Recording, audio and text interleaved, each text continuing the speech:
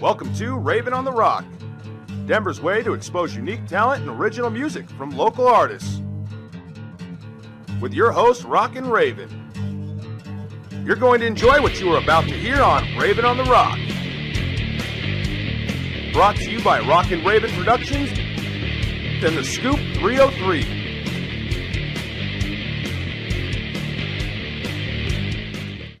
Welcome back to Raven on the Rock. Happy Tuesday. Hope you're all doing good out there. I have a great show for you tonight. I have Dr. Izzy in the studio. How are you guys today?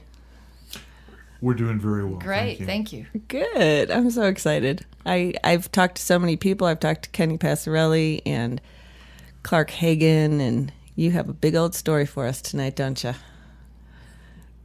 Yes, we do. Can you hear yourself, Dr. Izzy? You're poking me Not very well, actually. Well, I can turn you up. All right. Okay. There we go. Well, I like that word, especially in the studio, that phrase. Turn me up. Turn me up. Yeah, I'm still not having a very good No? sound here. I don't know what happened. Huh. Well, I don't know. There. Better? Yep, excellent. Okay. Thank you. You're welcome. All right. So, how you guys doing? Really well. You look really well. Thanks. Thank you. So, a lot of people, I certainly didn't know when I saw you. I met you at the Toad Tavern. I went to see the Patrick Dune Band and the Desert Hearts, and you played after them. And your first song, you know, it was awesome. And I didn't even realize you were blind. That was just amazing. Then I come to find out you're a doctor. Yes. You just have so much to tell us tonight. So where should we start? Well, she was born on a cold... It was a cold, blistering... No.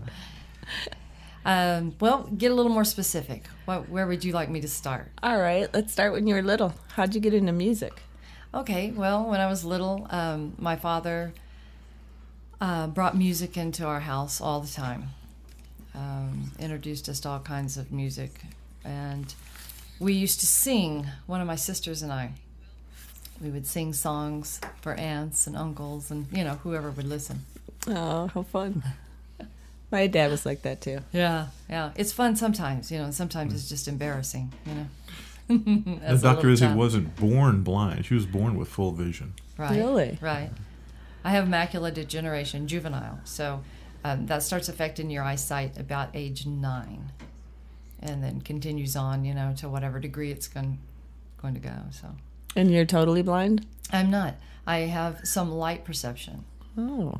But through the years, when I was younger, I could use things like visual text, closed-circuit televisions that would enlarge print or large print. But as time went on and stuff, I lost all of that. Mm-hmm. So now I'm pretty much at just, you know, a light perception, depending on what angle I'm, you know, with sun behind some people sometimes. We were driving the other day, and she said, you know, I can kind of make out your outline against the setting sun.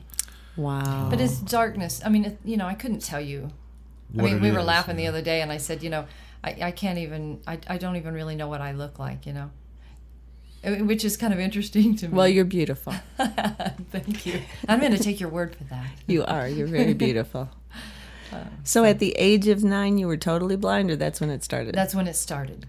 And how old were you when you were totally? It's probably happened over the last, I would say the last 15, 20 years. It just, you know, gets progressively worse, you know. I think, didn't you tell darker, me progressively by the age darker. of 16 or so, you were, you know, like 90% blind or, you know, 80% or something You know, like that? it's hard for me to say. Yeah. But, you know, it kind of progresses. And then as you get older, you know, your vision decreases a little bit anyway. Mm-hmm. So, you know. Yeah, I know that. Yeah. So for people that have good vision, you know, still they're going, you know, they go through changes. And right. I'm sure that some of mine is some of that as well. You know, I just notice things like that so much more because I have, you know. So what about school? Did you finish school? Did you have to go to a different school? You know, I quit school when I was in 7th grade. Mm-hmm. And we had all kinds of family dynamics going on, a lot of dysfunction and alcoholism, and it just got real mixed up. And so a few years after that, I decided, to get back to school. And so I studied, took my GED, got a GED, and went to college for a while, and kind of ran into some roadblocks there because I wasn't really used to dealing with less eyesight, and kind of felt like I got in over my head a little bit. Mm-hmm. So I dropped out, and that's when I started getting involved with music and started singing. Let's see. You were playing in your first band. I mean, playing out in public by what age? I was probably, I was probably 20, in my early 20s, 19, something like that. I already know this. I'm saying Gosh, this I for know. the benefit of our listening audience. I know. It's like, God, this is a pop quiz. I don't appreciate this. No. Now, are you two married? We Yes. are. You are Yes. married. Yeah. Okay, just checking.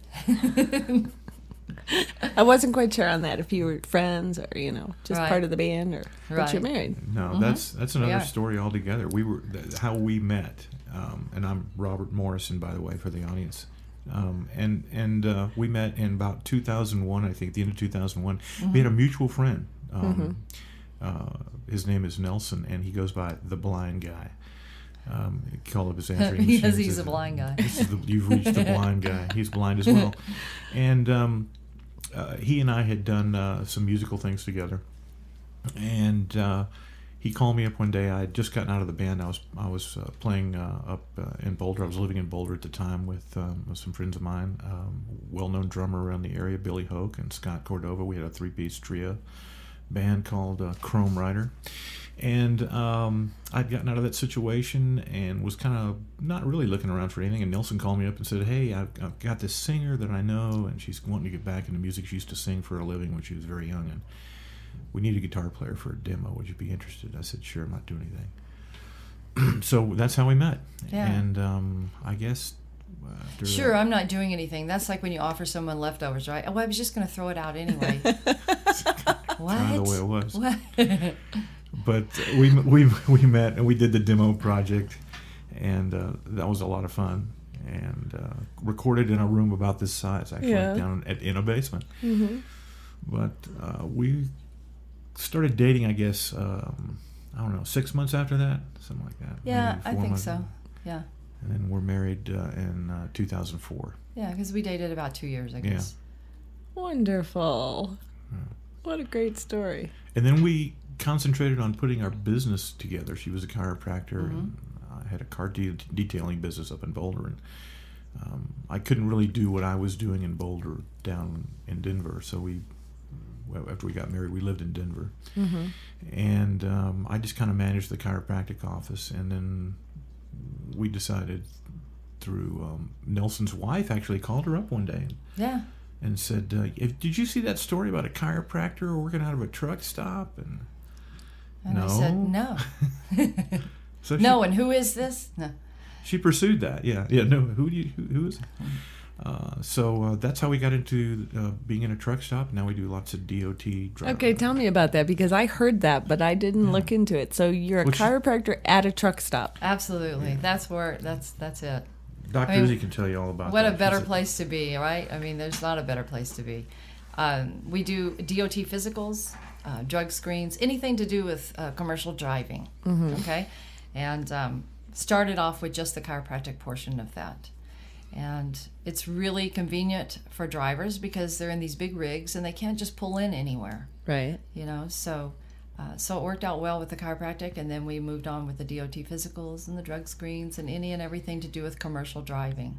Yeah. So we have our business here in Commerce City, and we also have a facility in Salt Lake City, Utah, at a truck stop there as well. Wow. We have a chiropractor that works for us and runs that office for us as well. It's just to keep the name out there Right. in more than one place, and it works well.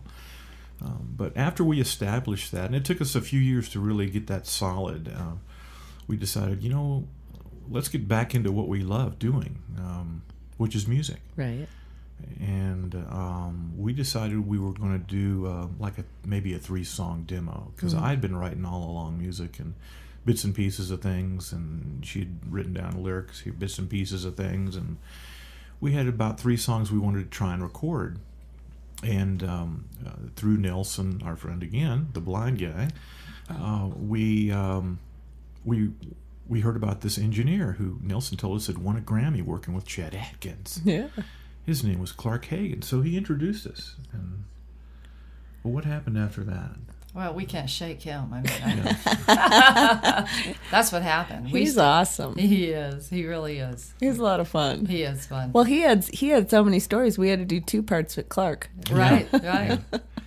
Well, we went into the studio where Clark was and met him and played him some of the demos that I had recorded and said, "What do you think? We were trying to do this." And he said, "Well, you got a drummer and a bass player," since I'm a guitar player. And he said, "Well," I said, "Well, I've got somebody in mind for a bass. I'm not so sure about drums yet." And he said, "Well, this stuff is really, really intriguing. I really like this.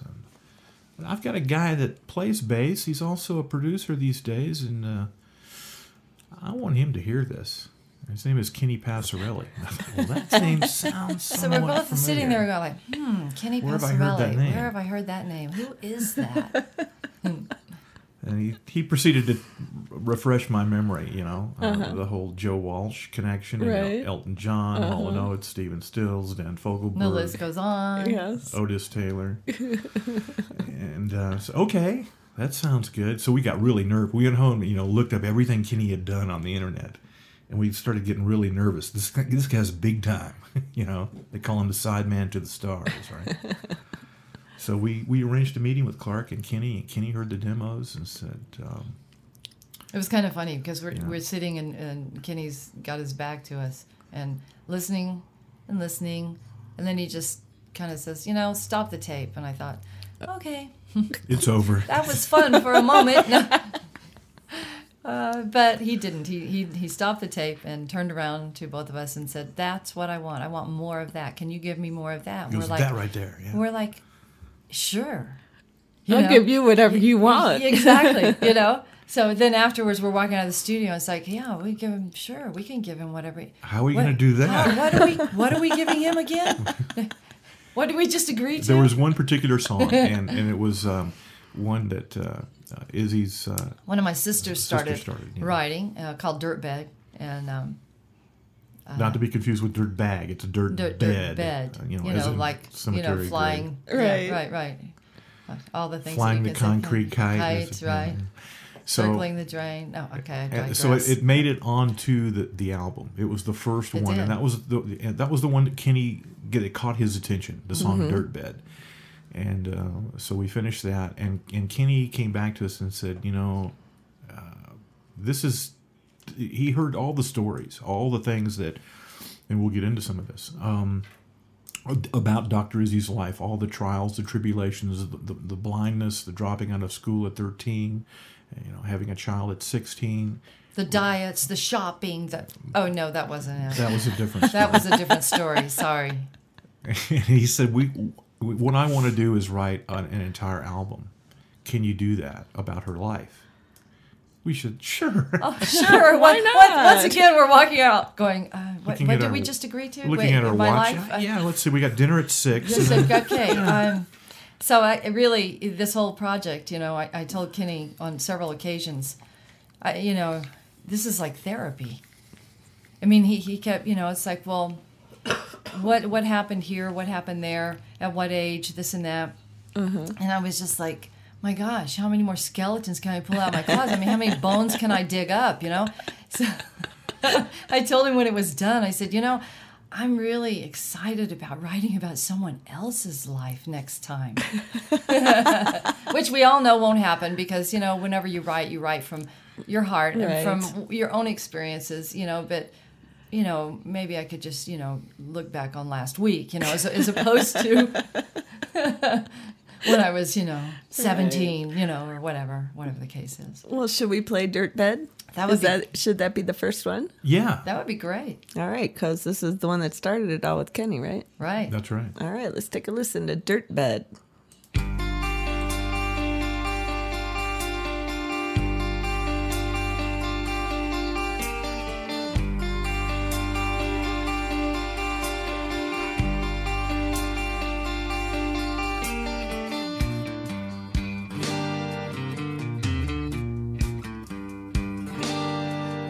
spirits were young and full of life. I was 16, I was his wife. Ain't no future when you living down.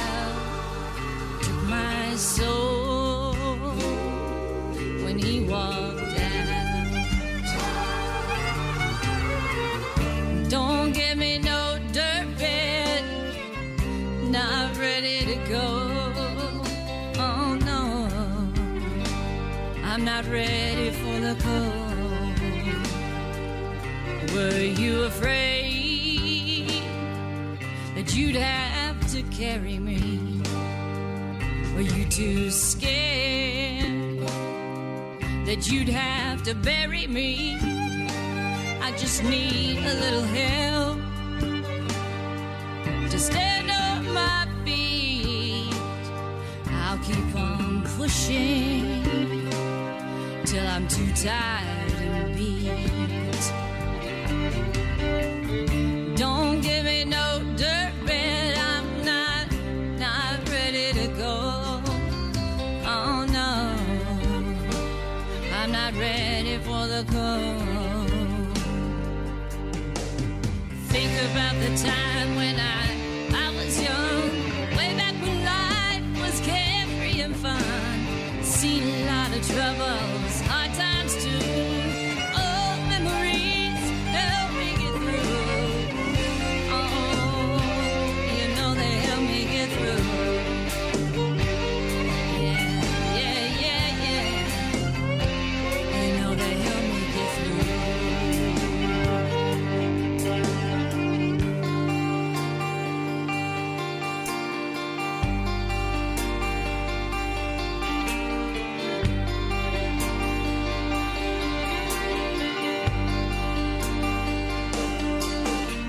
Southern soul and this black hat bone, keeping me away from the cold tombstone. Bones are worn out, I'm moving slow.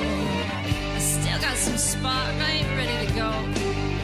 Ooh, I ain't ready to go. No, no, no, no, I ain't ready to go.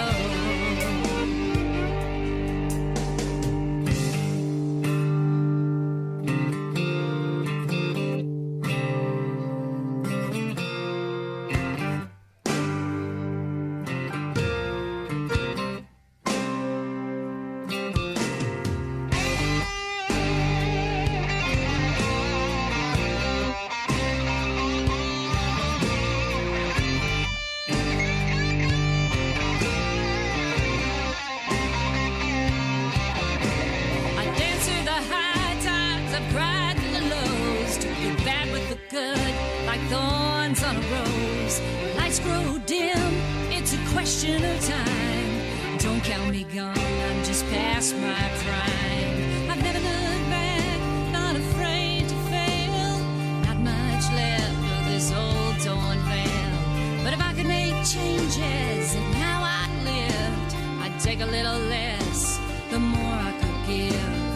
2, 3. Oh no, I'm not ready to go. I've got a purpose, I'm just an old soul. Don't tell me I'd be better off dead. I ain't ready for no dirt bed. Oh no, I'm not ready to go. I've got a purpose, I'm just an old soul. Don't tell me I'd be better off dead. I ain't ready for no dirt bed. No, I'm not ready to go. I've got a purpose, I'm just an old soul. Don't tell me I'd be better off dead. I ain't ready for no dirt bed.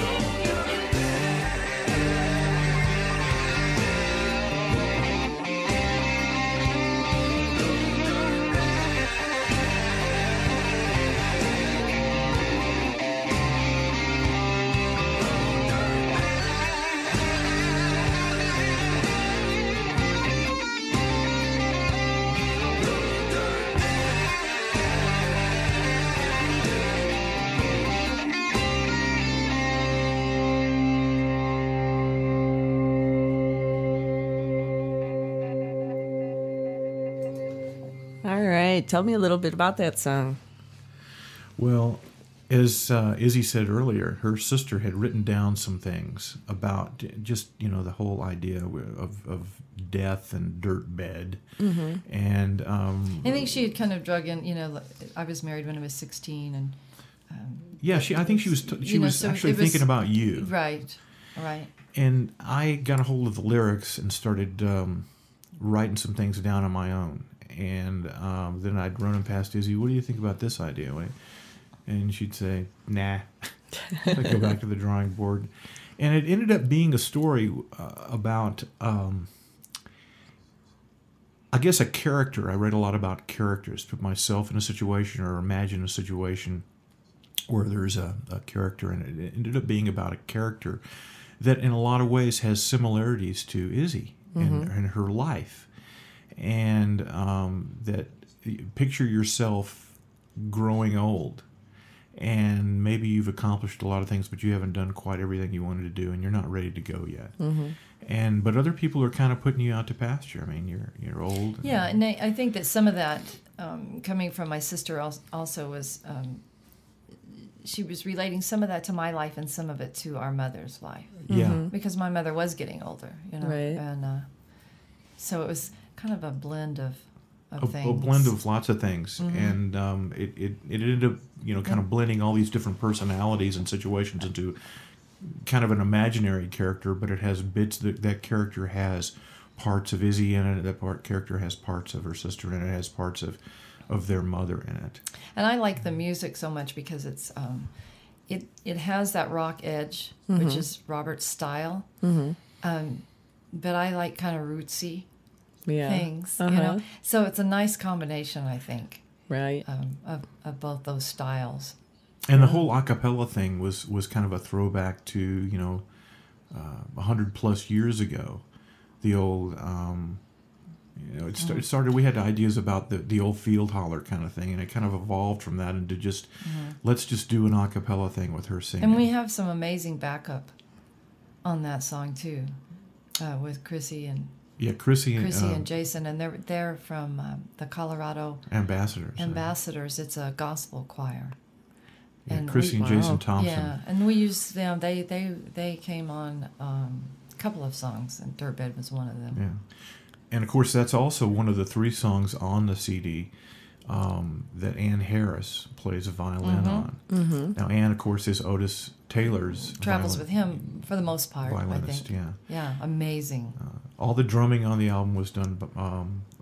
Kenny called in Larry Thompson, Otis Taylor's drummer. Of course, Larry's played with everybody. We're really Otis Taylor's band. I'm just kidding. Larry's played with a multitude of famous people. I couldn't even begin to list them. But, yeah, Anne has done her fair share as well. Yeah, so. she has. We were very fortunate to have them on the CD. So yeah, that's what Dirtbed was about. That was the start of the whole album, and Kenny said, okay, let's write a whole entire album. Let's just not do an EP. Let's not do 2 or 3 songs. Let's do a whole thing about, because we've got so many stories to tell. He said. And all of a sudden it's a we, and he's part of it. And we're really excited because this really famous guy considers us part of a team now. And we're going to go out and make this record together. And he's going to produce us along with Clark. And it was quite the experience, for one, because it's, like an autobiographical CD of me. Right. And I hadn't been out, performing, and I hadn't been, I just hadn't been involved with music for years and years and years. So not only that, but then to go into the studio, it was a challenge. In a lot of ways, you were kind of learning to sing again. It had been so many years that It had been gone without very, singing. So that was a challenge in itself. And of course, we had day jobs, and the recording process, as everybody knows, is not a cheap one. If you're going to do it right, it's not inexpensive. Right. We couldn't, it took us a while to be able to pay a little bit as we go to finance everything that we had to do. Right. So the whole, and we had to write the songs. Right. Yeah, and there were songs that we wrote. Yeah, it wasn't like we were out performing, like you write songs and then you're out performing and you kind of fine tune them. Right. And then you go into the studio. We did it backwards. We, went in and Kenny's like, well, right, okay, all right. So sometimes we would come up with things and, he would listen for a moment and say, "That's really great, but not for this project." So save go that on for the next home, one. and we'll see you in a couple of days. And it's all right. Once Back to the again, you drawing can do board. this, right? Yeah. Okay. I could so picture Kenny doing that too. Oh yeah. That's a Yeah. good song, but it's kind of it's kind of Celtic. It's kind of Celtic, Led or it's kind of Zeppelin-ish, this, or it's Doesn't fit here. So right. what else you got? So would you rewrite the music to the lyrics then? Most of the time, we just Because you can't rewrite your life. right. A lot of times, A what lot I of would times do, it would be music. A lot of it would be, we would start with the music. And even now, if I hear Robert playing something that catches my attention, I'll find something to record it on. Yeah. And then I sit with it and by myself and get a feel for it. And it just, I start writing from that. It makes me think of this or that, or, So most of the time when I'm writing lyrics, I have heard the music. Nice. and when we were doing this, we would come into the studio mainly. I'd do a little demo with the music, maybe a drum machine, which Kenny hated, and a drum machine and the music, and then I'd come in and I'd kind of hum a melody over it. We may not even have lyrics. Most of the time we didn't, Right. but I had a melody. I'd compose a melody, and he'd have an opinion. It's either no, don't ever revisit that. Yeah. Or Yeah. that's Let it go. That's okay, or that's good, but not for this album. And then we had one like My Shining Star, which didn't get put on the CD. Yeah. And really good lyrics. But originally, some of the lyrics were just a little bit close for me. They got just a little bit too close because it's about my life, and my life wasn't lived alone. So some of the lyrics I knew my siblings might have some issue with, and they did. Yeah. A couple of them.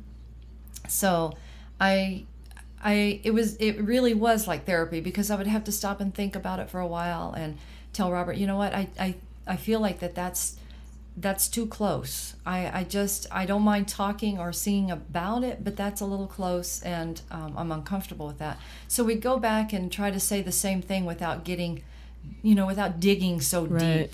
And I was very proud of the lyrics that I'd written, because they really was, It's like a because knife, right into yeah. you. But she didn't like that. She wasn't comfortable And singing. then sometimes I am okay with it, but for some reason with that particular song, there was some of the lyrics that just, it was like, that cuts a little deep. And I think that if you can find a way to say it without doing that, and he did. And we we recorded did that come song. to that. We did record it, and originally with the original words, and I just kept getting more and more uneasy about pressing it, about putting it on the CD. So finally I just came out and said, look, I'm uncomfortable with this. And Kenny said, you know what, anything you're uncomfortable with, we're not doing. Right. But we're going to have 12 songs on the CD, so where's you've the got to last write one? another one. So we're like, okay, look what I did. Hey, pick me. Now we get to go back and write another song. Which was really cool, because it led us to. I went home As soon as we, it was like that night, right? and I wrote the last song on the album. You did, and then it's funny, because I hear it, and immediately I hear horses. Oh. I can hear this, and to me it's like some song that maybe came out of the Civil War, people traveling. I don't know. It just brought all these Images, thoughts yeah. and images to me, and I said, I need horses, please.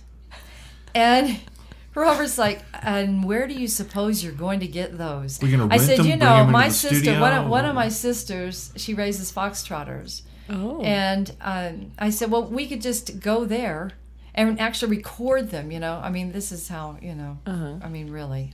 Most You people mean record them making actually their noise or running? actually running down the road or walking down Walking the road. down the road with all the Oh. normal horse sounds. So then, we step back into, And we got 'em. this day and age, and like, there's probably something on the internet.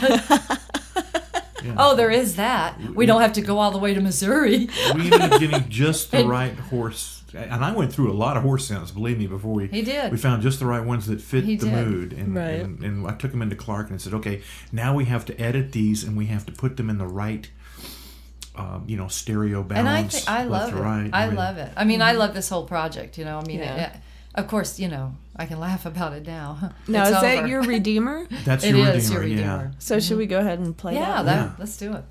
All right. Here we go. I can't wait to hear the horses.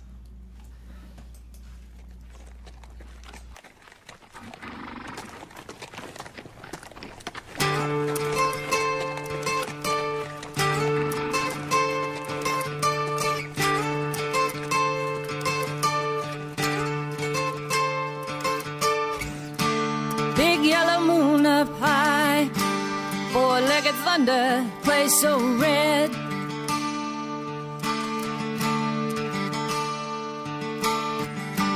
Haven't got time to ponder, haven't got patience to wake the dead.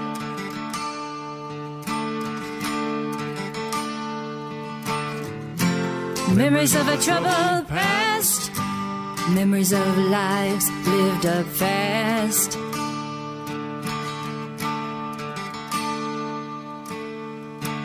Can't seem to quench the fire, old religions pull the reins.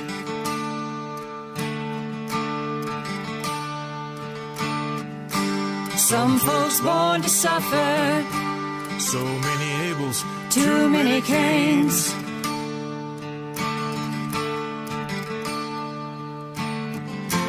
Free men feed each other, chained men feed the envy inside. When darkness walks behind you, a seeming attack, the wolf is your redeemer, but don't look back.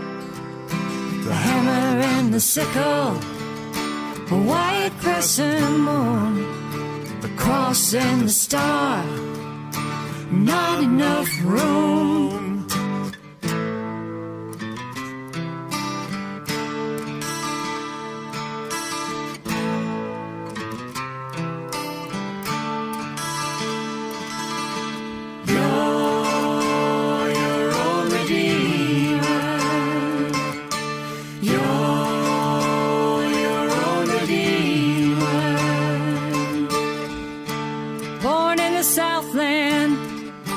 Learn about courage, learn about grace.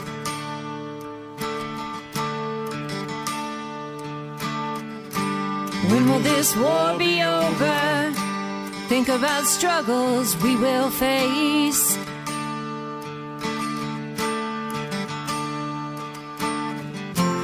Will we choose a path free from shame, not in haste?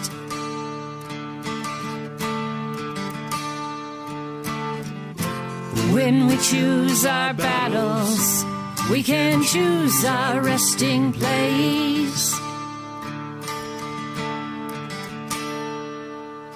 You're your own redeemer. You're your own redeemer.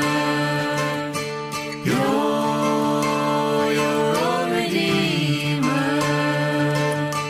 You're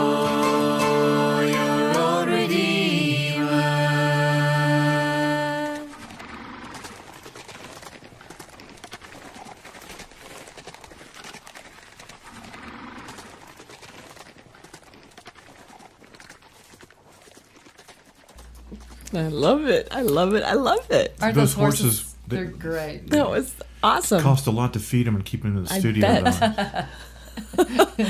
How'd Lolita feel about that? She was Really? dodging them, yeah.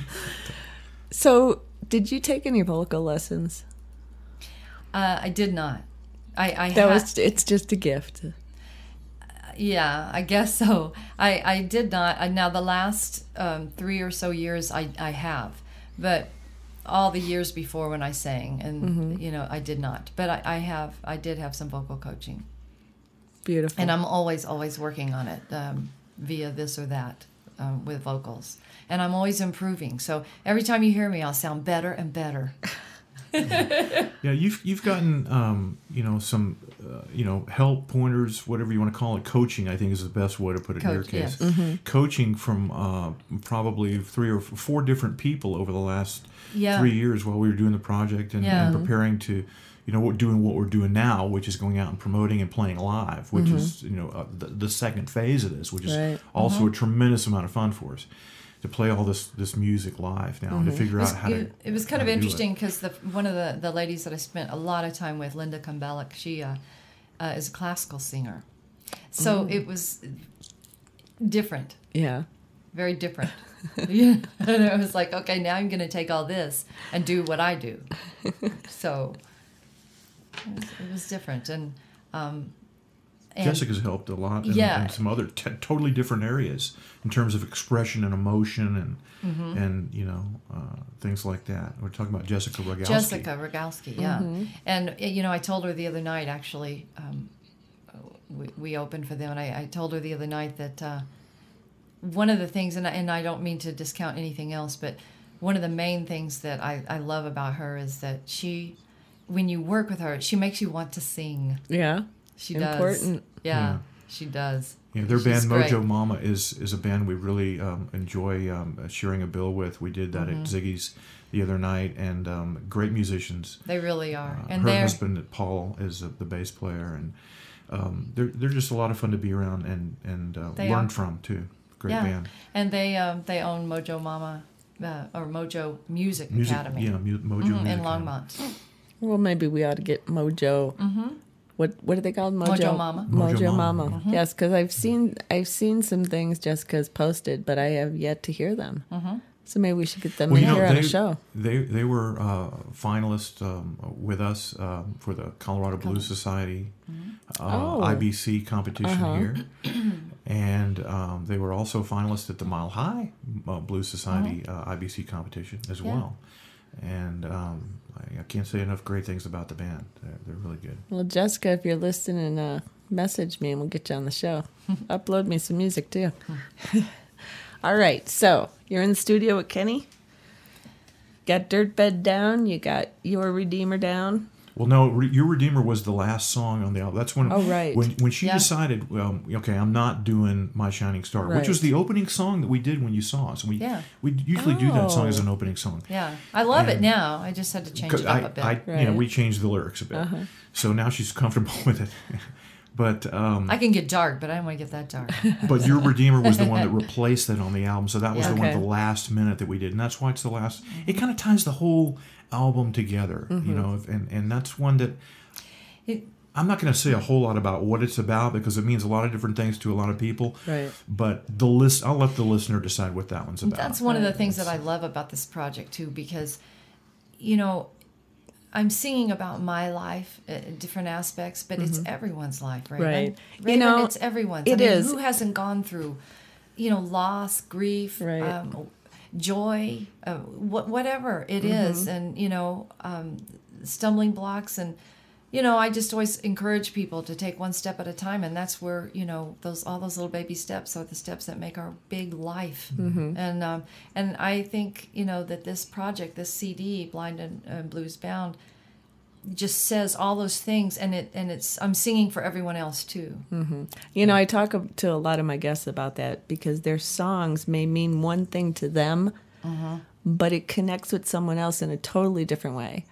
And just making one connection with a song is worth it. It's kind of a conscious effort on my part when I write lyrics to make sure that it can mean more than one thing sometimes.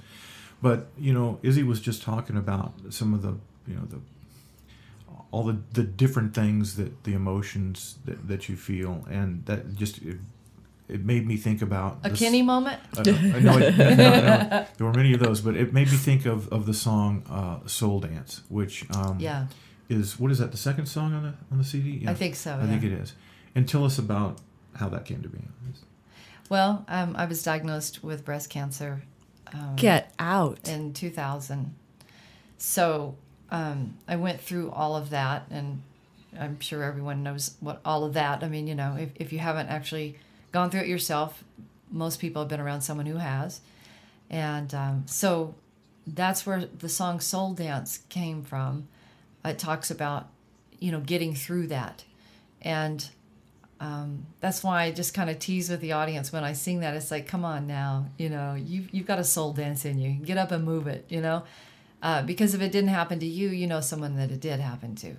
And, you know, and I also think about cancers, not just as literal, you know, cancer, but all kinds of things can be dis-ease. Or a cancer in your life. It can be a cancer life, or a dis-ease in your life. And who hasn't had that? If you're living, eating, breathing, and, you know, your life, you're going to have some dis-ease somewhere. And so even if it's not literal, I still think you got a soul dance in you, you know, get up and move it. And sometimes it comes down to a choice. It's real simple. You can either let it take you over, yeah, or you can fight back.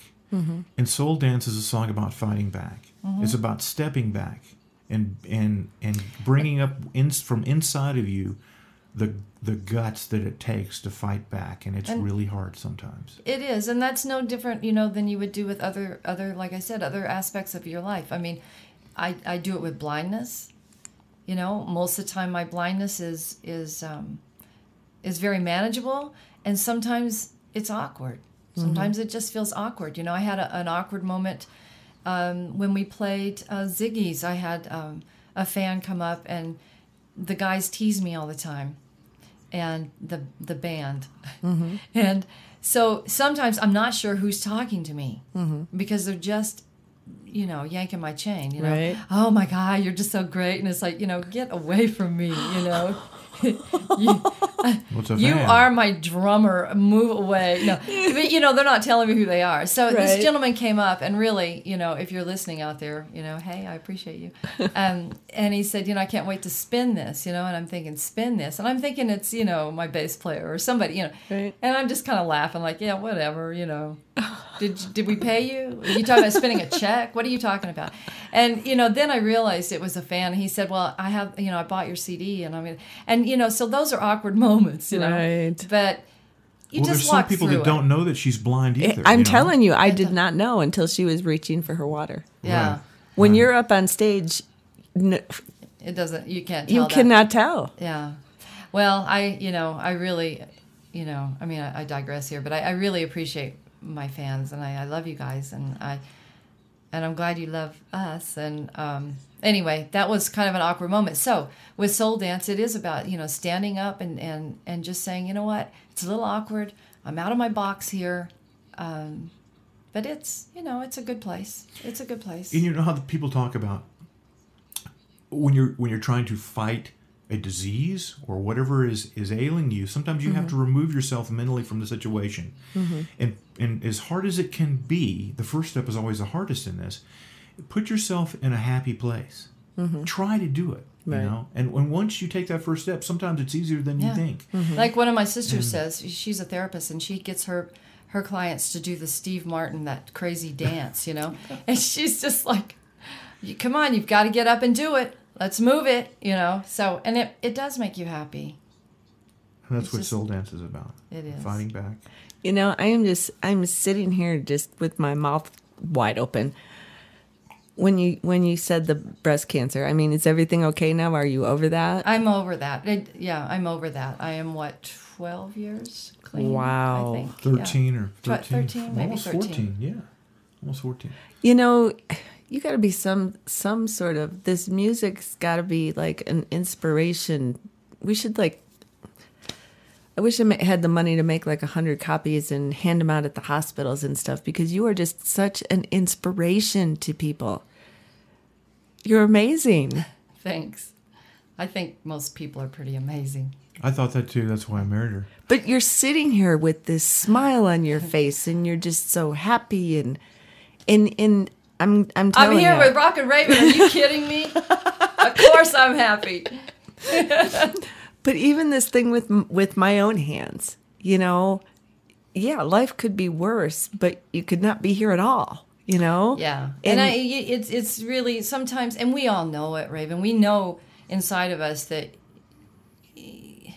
we just had to be reminded. Sometimes we just have to be reminded that, you know what, just take a step and just move forward and you know, remind ourselves of things that are really good in our life, and that life is short. Exactly. Life is short. It's, you know, it's gone before we know it. And you're just so positive, and I think that's really important for people, even, you know, healing and just getting through life. And wow, you are just an amazing person. And I am so honored that you are here. Thank you. Well, let's take a listen to Soul Dance. All right. Okay, here we go.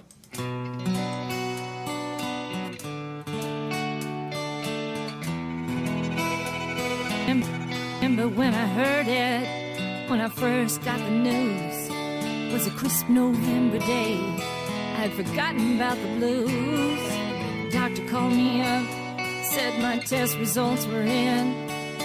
Cancer was the worst of all the places I had been. I needed all my family.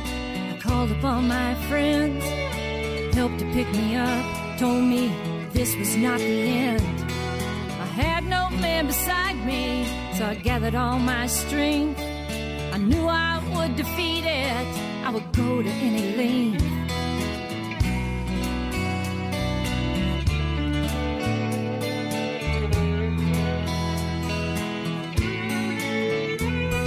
Sometimes when you have to, you summon all you've got. Gotta pull it all together, gotta give it your best shot. Help get you through, you must rejuvenate your soul. You look life in the face and you say, let's roll. I do a soul dance, strengthen my soul, take a big chance, make it my goal. I'll do a soul dance, the bad news in the eye, it's my best chance. I can fight back if I try.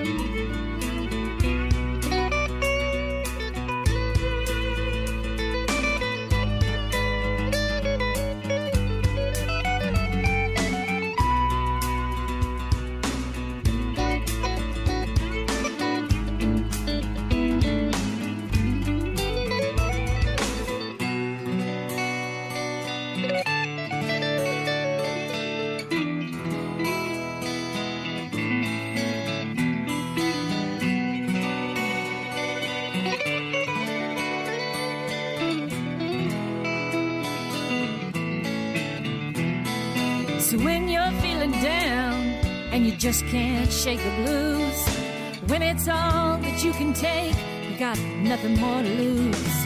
You know it when you see me with that smile upon my face. Come on, you can join me, we'll put bad luck in its place. Do a soul dance, look evil in the eye, fight like you're in trance.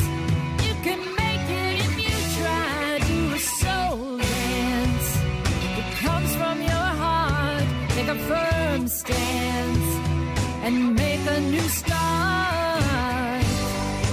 Sometimes it's hard to rearrange, got to break through, go for a change. Then you look back on all you dread. Toughest fight was the one in your head. Are you ready to do a soul dance?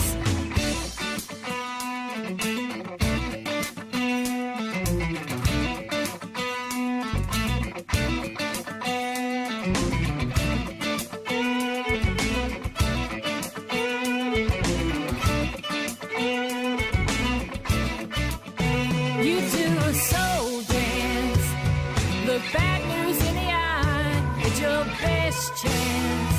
Raise your spirit to the sky, soul dance, come in from the cold, take a big chance, got to make it to go. Do a soul dance, look evil in the eye, it's your best chance. You can fight back if you try.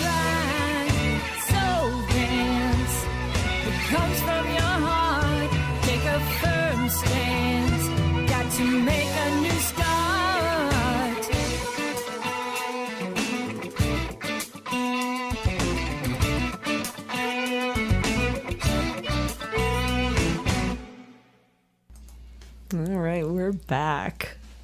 You know, that's another song that Ann Harris, the violin player, played on for us, and she did a magnificent job on all three. And that one is no exception, just great. We had another backup vocalist on that, and I went searching again on the internet and locally and asking, and we searched because Kenny had this idea about kind of a Native American, as I call them, American tribal people. Oh. Tribal feel to it. Right. Yeah. And Izzy also, when they moved to New Mexico, when she was young, you lived right next to an Indian reservation. Mescalero Apache, and then Navajo, and So you were very familiar with that kind of thing and environment, and when Kenny started talking about it... I was going to do it because I speak, and I haven't done it in so long, but it wouldn't take a whole lot, but I speak some Navajo, so I said, well, I can do it, and he said, but you're really not Native American Indian, and so I was like... Well, okay, so... He said, we want it to be authentic. Yeah. Let's find somebody that Craigslist. Well, we ended up I can appreciate that. searching here, there, and everywhere, and we interviewed a lot of people. And some people just, it's like, no, I'm not going to work with that person. But we settled on Miss Rose Red Elk. And she did a fantastic job at backup that you hear the Navajo type of that's Rose, and she did a great job. And she's a storyteller. She came out when we played Nieces. We invited her to come out and get on stage with us when we did that song, and she did, and it was a blast. It really was. Kenny actually played with us too. He played keyboards, so that was a lot of fun. We'll always cherish that memory of having her come out and do that with us. Maybe we'll do it again. Well, of course you will. I should have a party and just get y'all out there. We're there. Plan on that. Yeah. All right. Plan on that. So what's next? Well, you know, there was a... And I've always noticed these kinds of things when I was growing up, learning how to play guitar and really getting into... I mean, you know, you study albums, and this is back when we had real vinyl. And you know, you just study every little square inch of writing and pictures and everything on them. And I always thought, you know, how do they decide what order to put songs in? That's going to be something we're going to have to do, you know. And, well, we came up with... Kenny said, well, it's... you know, in your lap, you decide, and I'll see what I think. And so we did that, and so and he said, that's nice, but well, to my surprise, he really didn't. He said, I really like this order, and we put a lot of time and thought into it. And the next song on the CD was another one that hit very close to home for Izzy in terms of talking about her alcoholic father and growing up in that kind of an environment. And she's a lot of things about her father that she really adored and loved and still does, even though he's not with us anymore. But there were a lot of times when it caused a lot of problems, you know. And I do know. Yeah, okay. Yeah, a lot of people do, and a lot of people can relate to this song. It's been a long time coming. And there's a couple of songs. It's been a long time coming, and then Mama Said, and both of those are in reference to the dysfunction. Mama Said is a little more along the lines of just the strength of my mother, who's just this amazing woman, who I lost August 22nd this year. And but just an amazing parent, amazing mother, amazing woman. And Mama Said is the strength that she had to get us out of that situation. Been a long time coming, is just talking about that situation. So we should do Been a Long Time Coming first. Yeah, I think so. Okay, here we go.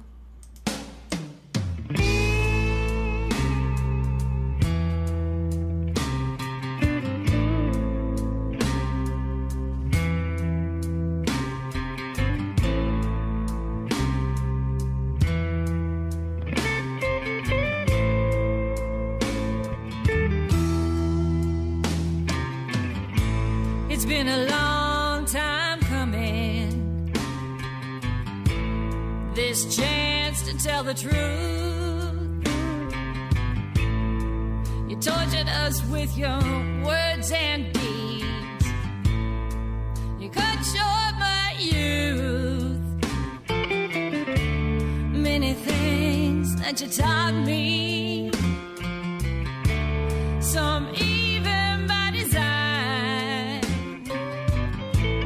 but I saw right through your ruse. Although I was going blind, I could never seem to reconcile what makes a man act that way. It was a dream that brought the coward to the front. So Mama said we couldn't stay. Sometimes you were hard on me, just to teach me to survive. But when you were so cruel and mean, it made me wish you were alive.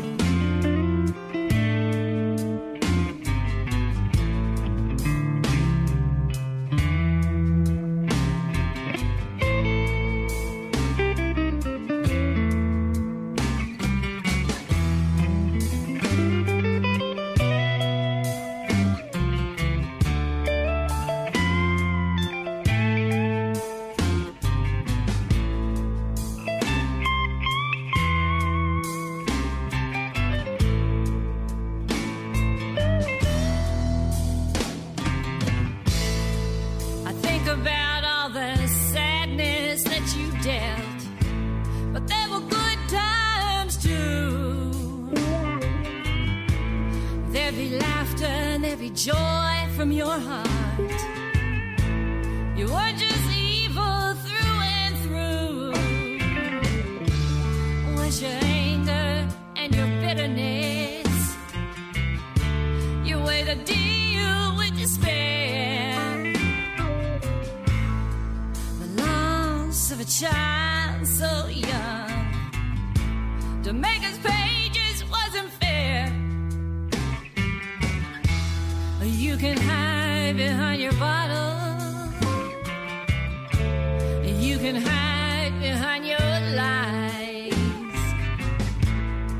but you can't, no, you can't hide from me no more. The struggle's over, there is no prize.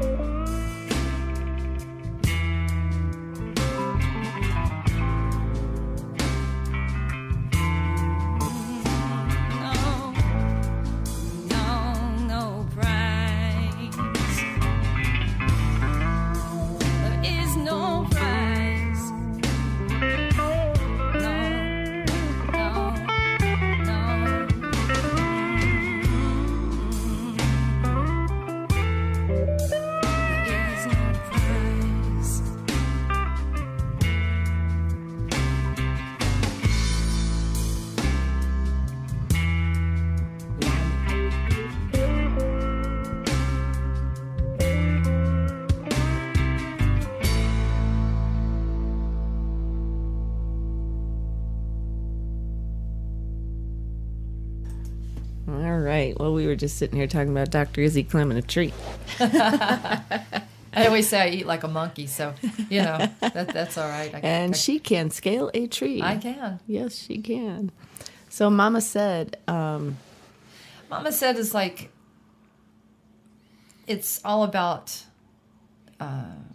well, to back up, been a long time coming, is that whole dysfunction and alcoholism of my father. Mm-hmm. And then Mama said rolls into just this, you know, amazing woman that was my mother and mm-hmm. is my mother. And the strength that she gave to me and to all of us and to me, and got up and got us out of that situation. The two And older it's- sisters were already gone, but it was, Yeah, my older sisters are about 15 years older, and there's a gap. But this is a song that it took me a while. I started writing it, and then it took me, I don't know how many times to play it before I could sing through it and not cry, Yeah. because it's just so close to my heart. And if someone asked me, what would be the closest, this entire CD is amazing to me, and it's so close. Well, it's you. It's me, and I appreciate all of it, and I love all of it. But that probably is the most of my heart goes to that one, and it's because of it was especially difficult during the time that we were in the studio. Your mother was still living at the time. Yeah, and it was, yeah, and I just relate everything with her. Did she ever get to hear it? She did. My sister played it for her. I'm not sure. My mother had a massive stroke, so I'm not sure what all connected, but I believe there was the connection there for sure. And so anyway, it's a song that now I can sing through. Isn't this the one in the studio where Kitty was talking to you? No, that was a different. What was that one? That's Passion. Passion's Not Passion. Crime. We'll get to that one too. Yeah.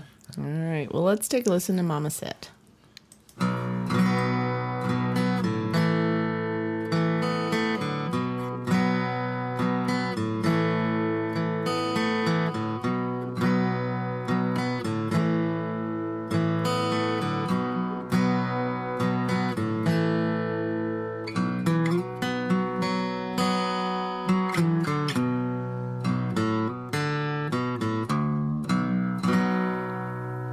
Mama said you see what no one else sees. Mama said her baby's gonna go far. Mama said you stand tall as the trees. Mama said you're my shining star. Mama said I'll take you by the hand. Mama said together we'll make a stand. Said she saw a ring around the moon. Said her baby girl's the one who put it there. My soul is crying out, trying to remember it all. When you're an angel, will you fly down, save me when I call? Murder of crows guard the old road. Troubadours line wires between poles. Mama said life is like a circle. We all endure the passing of souls. Mama said now go out and play a while. Life is fun with nursery rhymes and games. Memories of joyous times make me smile. Bring back vision, feelings, places, old names. My soul is crying out, trying to remember it all. When you're an angel, we fly down, save me when I call.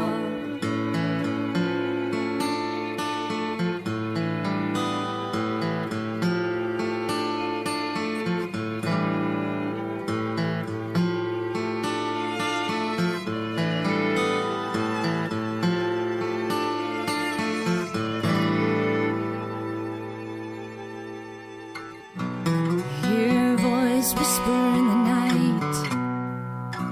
Together we can climb any hill. Mama said everything will be alright, but comfort eludes me still. Mama said take your sister by the hand. Said remember I'm your biggest fan. Say your prayers and take your brother too. Dry your eyes, I'll always be with you. My soul is crying out, trying to remember it all. When you're an angel, will you fly down, save me when I call?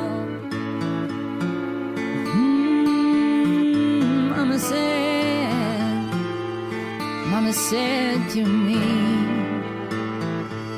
oh, what my mama said. Mama said to me, remember what my mama said. Mama said to me, what my mama said.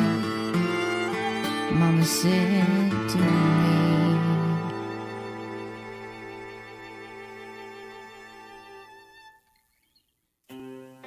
Supporting local businesses doesn't stop with the economy. It is all about creating a stable and vibrant community. Stimulate our economy by browsing Rely Local's business directory. Saving money doesn't have to cost you, and you no longer have to weed the coupon books that fill your mailbox. Just print them from Rely Local Littleton. Rely Local has combined online job boards and newspapers to provide you with the most local jobs in the Littleton area. Get connected. We want you to be an active partner in our campaign to rebuild the Littleton economy. Rely Local Littleton, your source for supporting local businesses. This is Raven with Eggs and Kegs Radio Show here on VRDO, and you're listening to Rockin' Raven. All right, we are back. Oh, man, we've already been doing this over an hour. Are we going to get through all these songs? Time flies. Or are you going to have to do Dr. Izzy Part 2 like Clark? We just might. That would break our hearts. Why? You have to come back? I'm just kidding. He's kidding. Obviously not. Oh, We would love you're to being come back. sarcastic. I Yes. got it. What, Robert? Being sarcastic? So we're up to Been a Long Time Coming? Is that No, what's next? Mama we, said? we did that one. Oh, we did. Yeah, let's see. We did Dirt Bed. How about the opening song? And Matches. Matches is a song that we're really proud of. We decided to put it on the opening because it had a lot of energy. And well, tell us a little bit about why Matches is special. Well, it's really special because our friend James Cotton is playing harmonica on this. blues harp legend, Oh, yeah. Yeah. one of the last of the old guys. Yes. And he learned to play from Sonny Boy Williamson. After that, Sonny Boy left him his band at the age of 15 to go be with his wife, and just said, "Hey, here, the band's yours." He was 15 years old. That didn't work out for about 3 months. And, I mean, you can imagine what that A was little like. overwhelming. Yeah. And then he hooked up traveling through Arkansas with Howlin' Wolf. Learned a lot from Howlin' Wolf, who played harp too. And Went on to Muddy Waters. yeah, eventually hooked up with Muddy Waters. Was with Muddy for 12 years. And then in the mid-'60s, I think, broke out on his own. And as they say, the rest is history. James Cotton is a living legend, literally. Yeah, and it was so fun. And I know Robert talks about all his accomplishments are amazing, but I just love them. I They're- just he and love his James wife. and Jacqueline. And we just connected. We walked in the studio in Austin and just right away totally connected. Instant connection, yeah. And I know it's really, it's amazing that they are who they are and that we're friends. But to me, just the big friend part is like, I love them. And we talk every few months. And We were just kind of shaking about being in the presence of such an amazing guy, music wise and everything.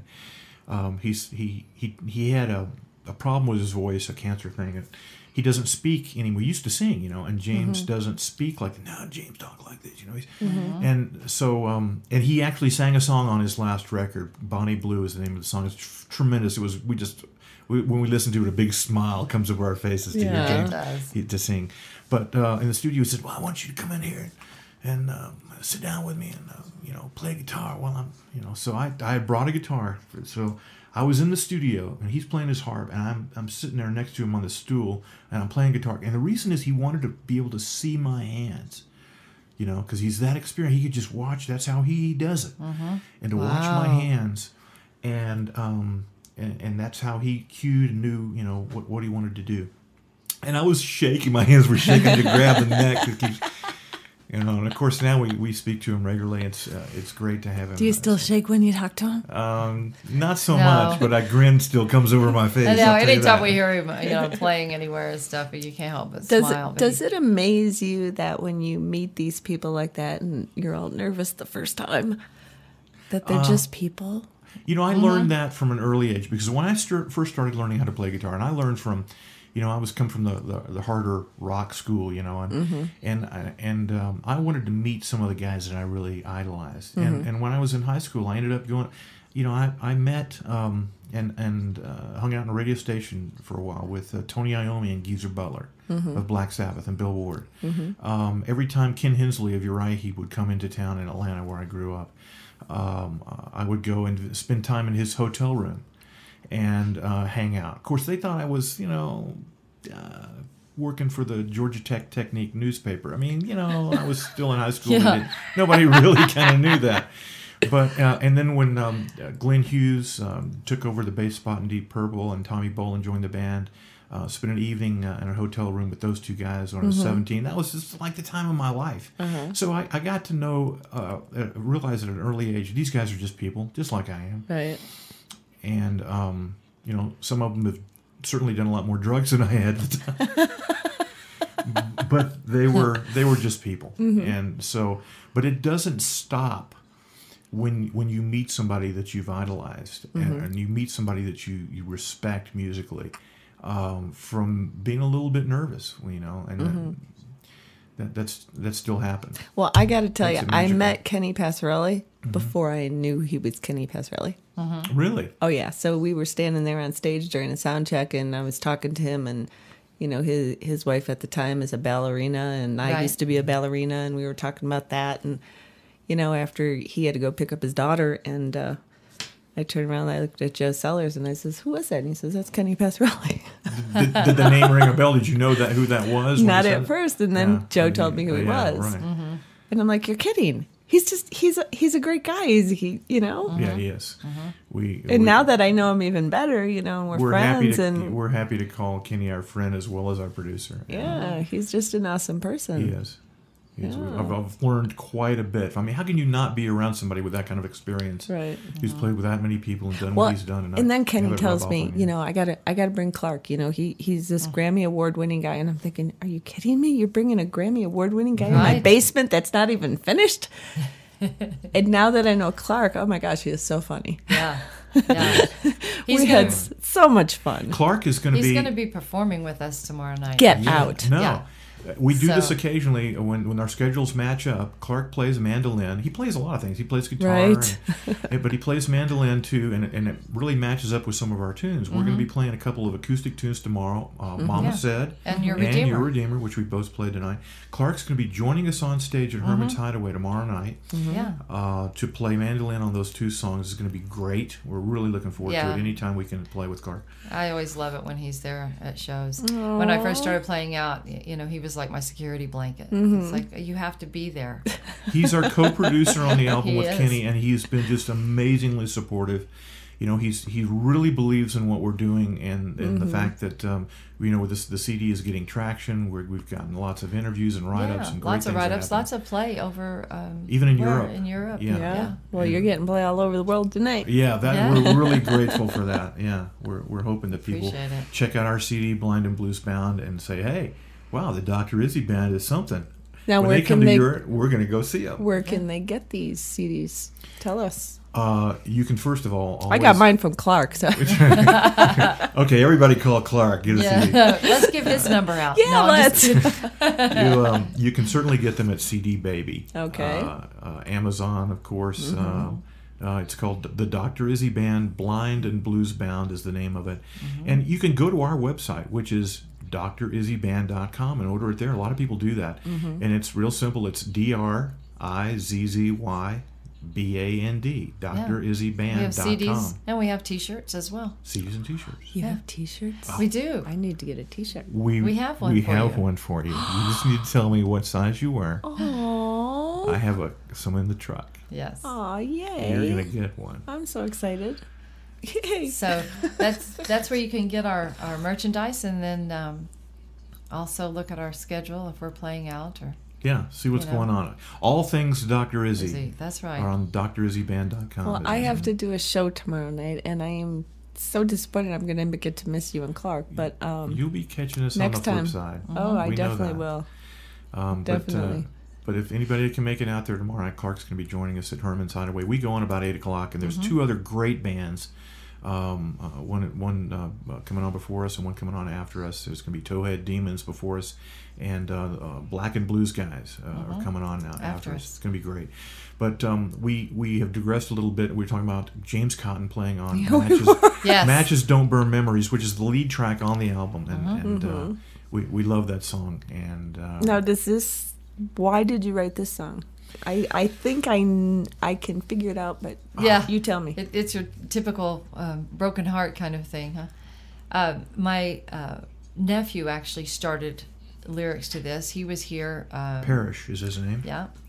And I think it was before we started the first project. And so we were just hanging out, and he started writing lyrics to this. And we took it and ran with it and just created the rest of the story. He had a basic idea. Yeah, and to me, it's not directly, but I mean, who hasn't been there, right? It's a song about broken relationships and how that heartache can lead you to do just about anything. And in this story, we've all been there. Izzy's been there. You've been there. And so a lot of people can relate to this, kind of a broken relation. And you feel so terrible, like somebody just sucker punched you in the gut. You feel so bad. And some people take it to an extreme. Mm-hmm. And this person is contemplating the extreme by the end of the song. Yeah. So, and James Cotton heard it. We sent it to him. And between he and Bruce Eglar of Alligator Records, they agreed this was a good song for James to play. They said, it's a great tune. So we have him playing on it and led us to everything else. Everything else with James Cotton and Jacqueline. All right, let's take a listen to Matches Don't Burn Memories. I've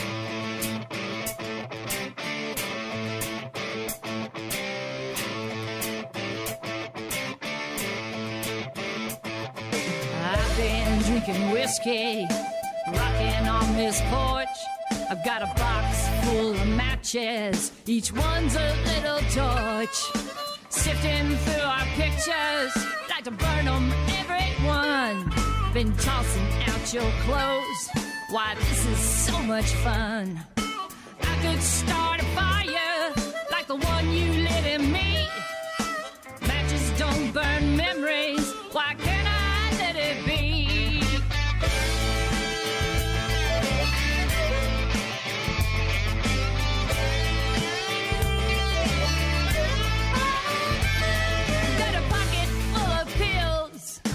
Could they set me free? You can't know how I feel, all this pain and misery. Believed you when you told me how our love would always last. Seems like it's been years, yet only one has passed.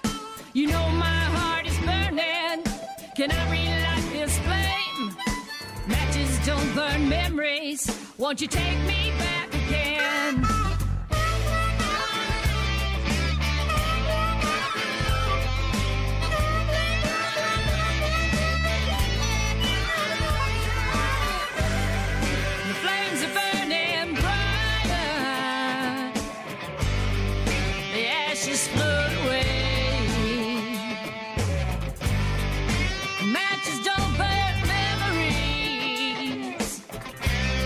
So in my mind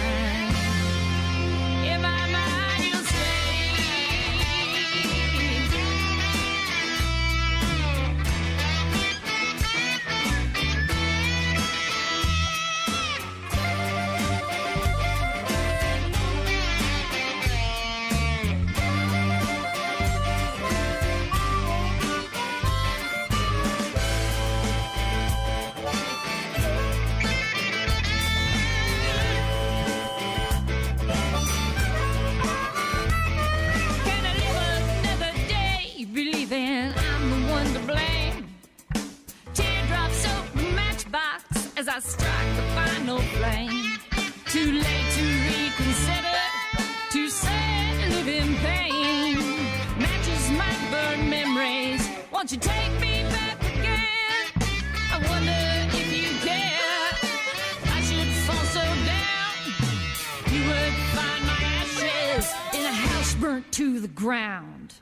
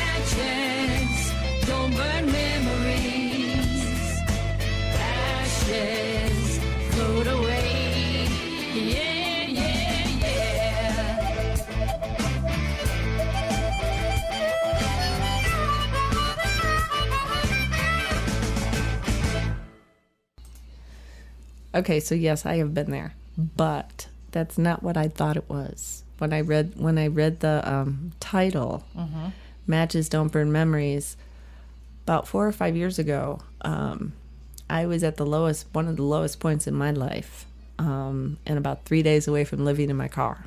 And everything that I had from my children growing up, and everything I had left from my parents, who both have passed away, I lost in storage. But I still have those memories. Yeah. So you could take that song, two Absolutely. different ways. Sure. And I still have the memories, and they're just material things, and they don't mean anything, Right. Well, let's see. What were we talking about a little while ago about the lyrics to these songs can mean different things Exactly. to different people. Exactly. And they touch everybody in a different way. And Yeah. And one of the things that we do when we write is, images are important. And even Izzy, who doesn't have sight anymore, she still has images in her mind of what she thinks things look like. And you can't have, like, when you dream, you have images when you dream. Sure. And, yeah. I mean, there's all kinds of, imagery comes from all kinds of places. That's what makes connections. Is imagery. It's one of the things that makes connections. Right. And so when we write, we think about, how do we create this image? What words are going to be helping to create an image? And the whole matches thing creates a lot of images. And it was our hope to do a video. We still may do one. I was just going to ask you. We're in the process of planning a video right now after the first of the year. We're probably going to do a compilation of several songs within the same video. Right. Just, segments of songs. It's more like a Dr. Izzy I would video, love to come and watch that. And we've got a lot of things lined up about it, and we're going to combine it with some interviews too. Right. Clark and Kenny will probably be doing a little bit of interviews interspersed. It's going to be a massive. I would project. love to come watch that be put together. We will make note of that. Thank you. But the song, literally at the end of the song, the person standing there after this relationship, the teardrops soak the matchbox, and you're led to believe that one of the things the person's thinking about doing is burning down this house that they had, Right. with them inside, and ending it all. But there are lots of different things in there that you can relate to in different ways, like a lot of these songs. Yeah, like I think all these songs are, they're in and of themselves. They stand alone. Like at the end, the cheese stands alone. These songs stand on their own. You can pull them out, even though it's, my life story, parts of my life.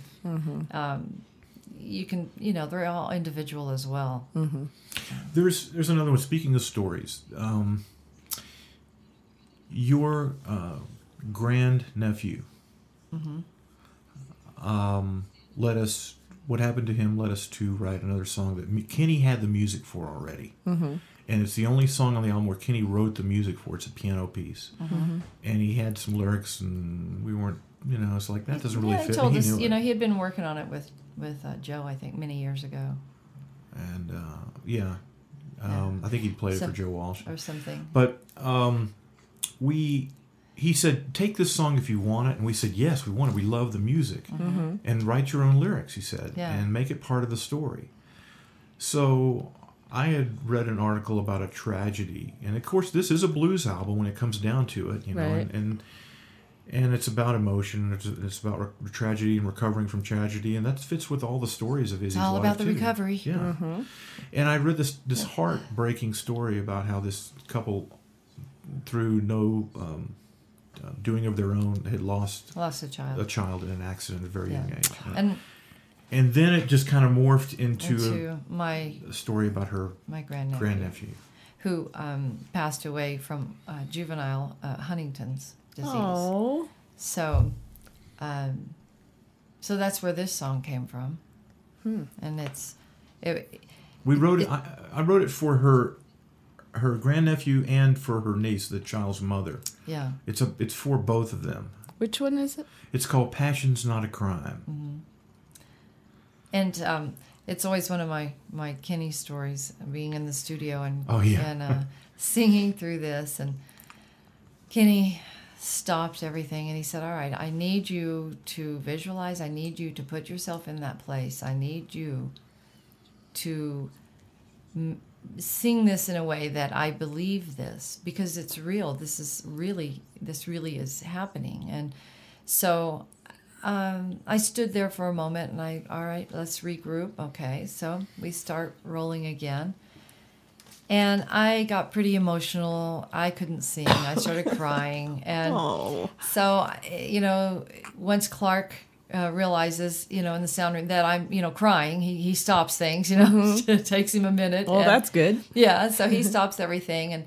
And Kenny, I'm trying to kind of pull myself together. And Kenny says, well, that's what music is about. And that especially this album, especially all this music, so, that's what it's about. And you got there, I believe it now. No. Yeah. And okay, so, line. Yeah. So then verse he says, 2, all right, line 3. Go. Yeah. Okay. Third verse, third line, or whatever he said. And it was like he wasn't quite sure what to do with me. It was like you started this. It was pretty funny.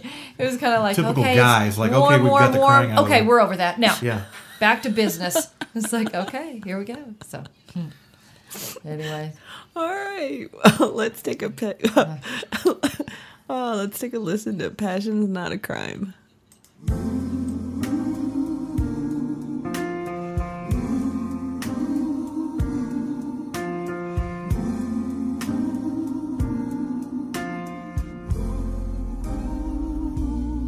When did we leave our childhood? We watched our future become yesterday. Do we blame ourselves when something evil steals our fortune?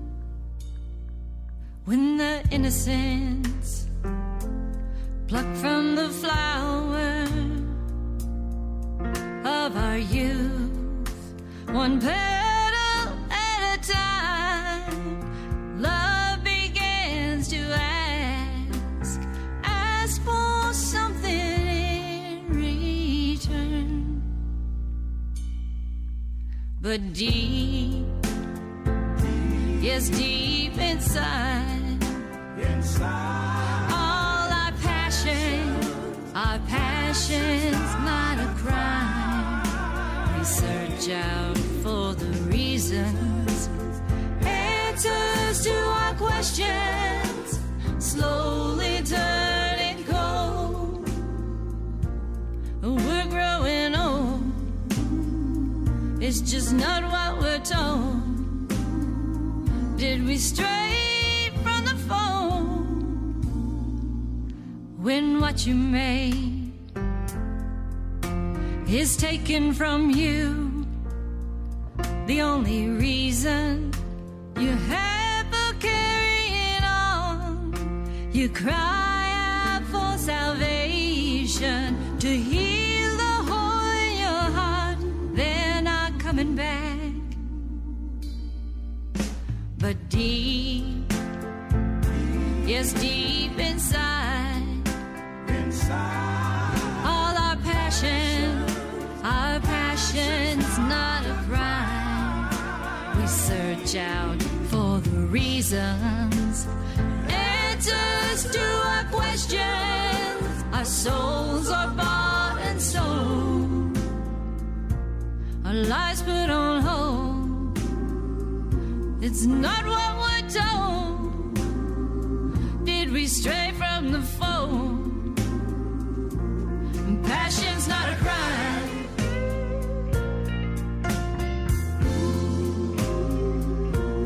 Heart's healing time.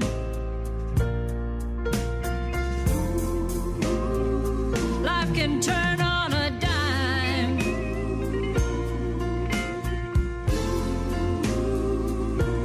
So little time. I'm down on my knees, begging you please. I believe. Won't you come back to me?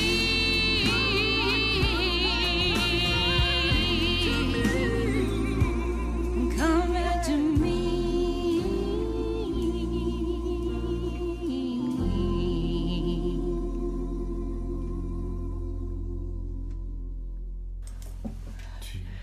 Yeah, so we're sitting here just talking away, and about my high school diploma that I never got until 24 years later, when I realized I did have a high school diploma. Yeah, that you had earned 24 years ago. Yes, but someone made a mistake in the book. But for a split second, I thought about suing the high school, because that was 24 years of management positions that I couldn't take because I didn't have a high school diploma. Right.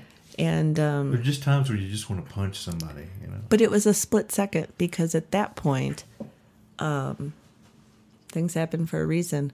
If I would have gotten my diploma right after high school, I would have went to college. I probably wouldn't have gotten married, and I probably wouldn't have ended up in Colorado doing what I'm doing, which is what I want to do.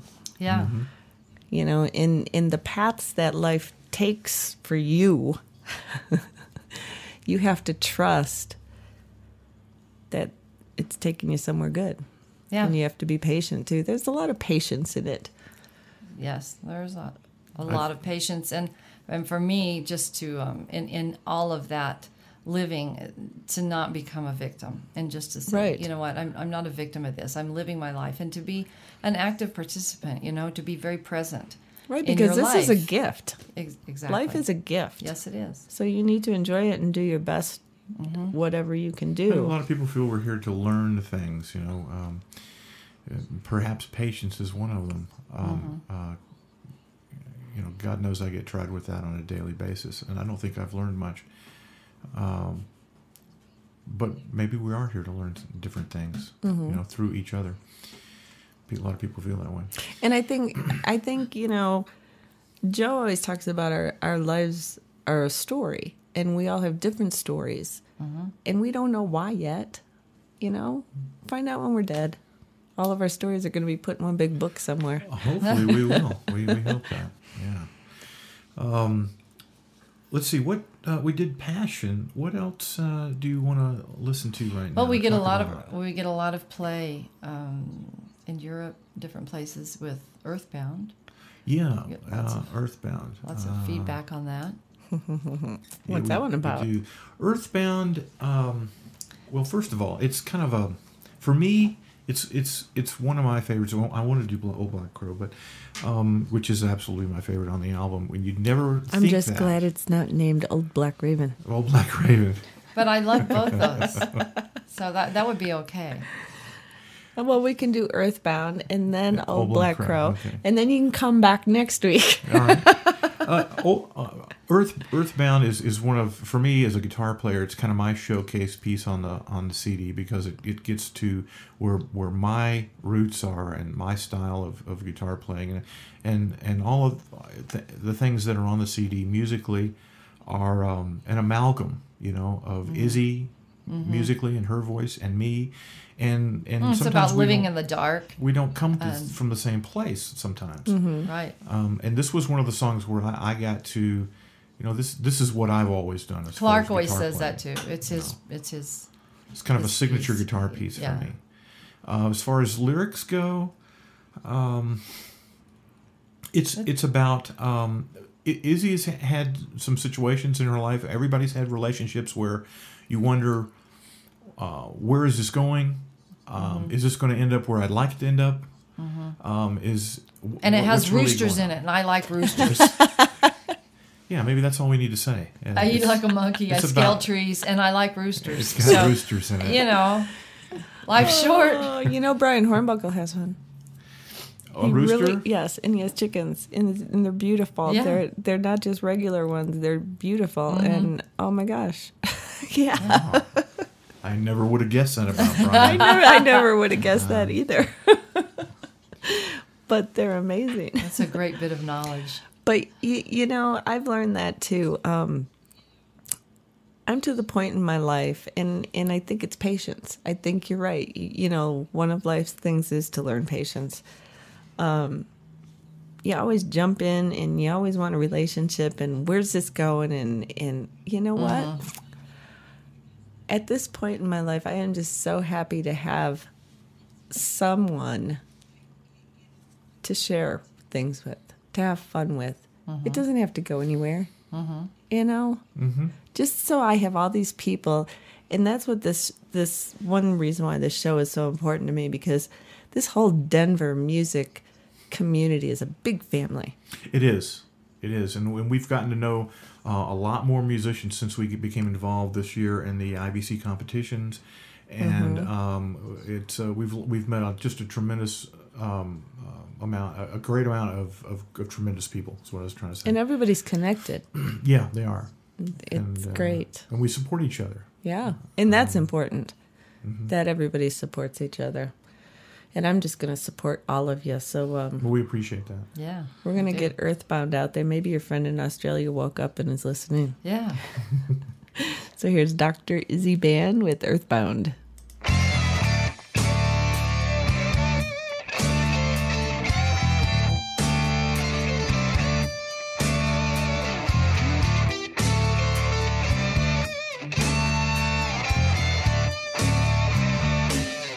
Felt you in the distance.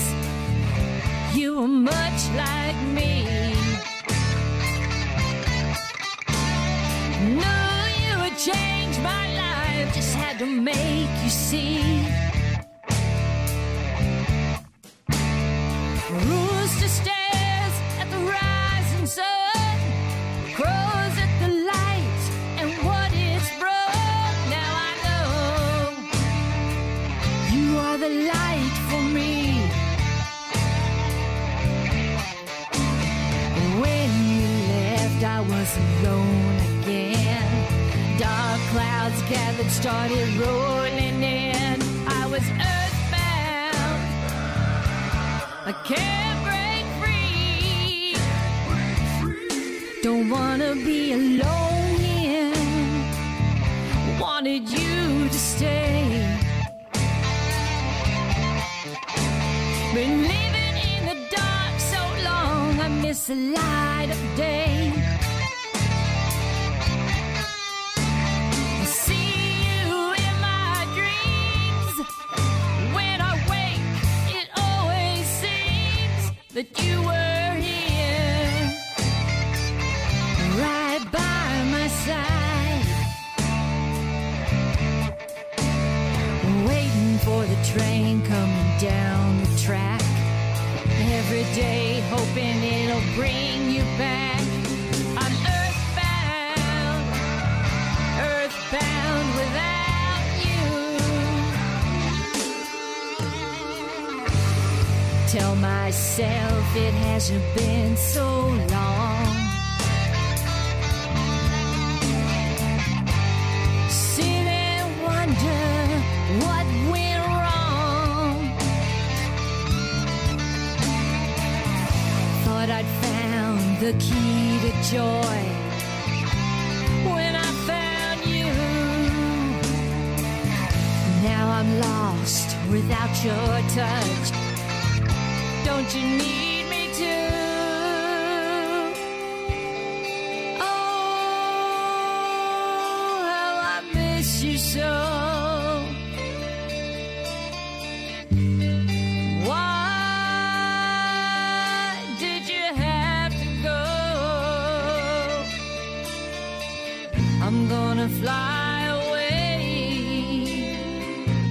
fly to where you are.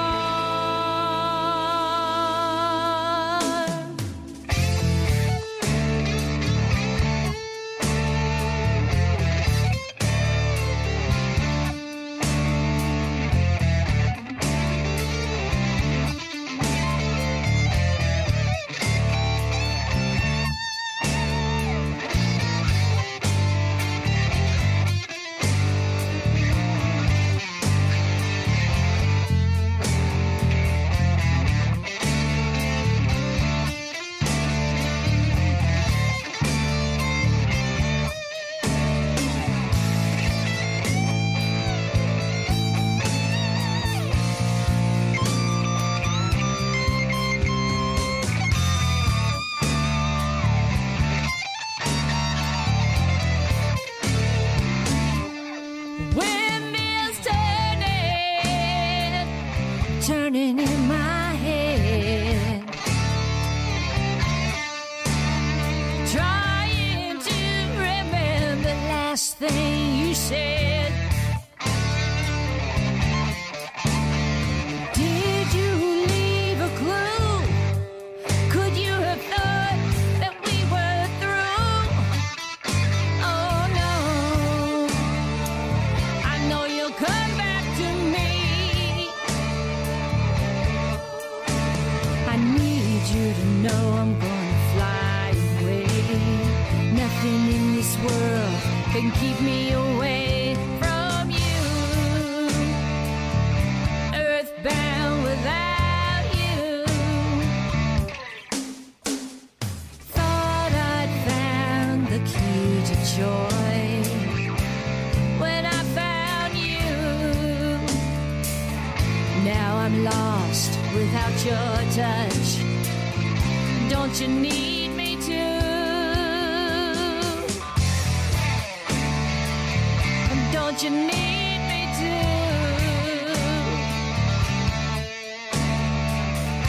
Don't you need me to?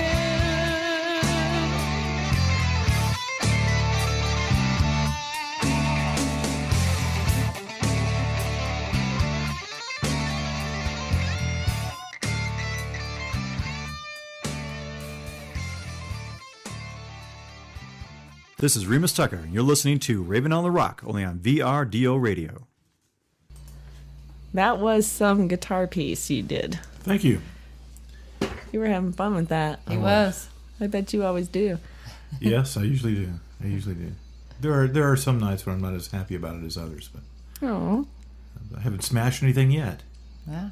But you never know. What Then might you're not a happen. true That's musician, right. are you? That's right. You haven't destroyed something. Hey, things happen, right? Always. They do. They do.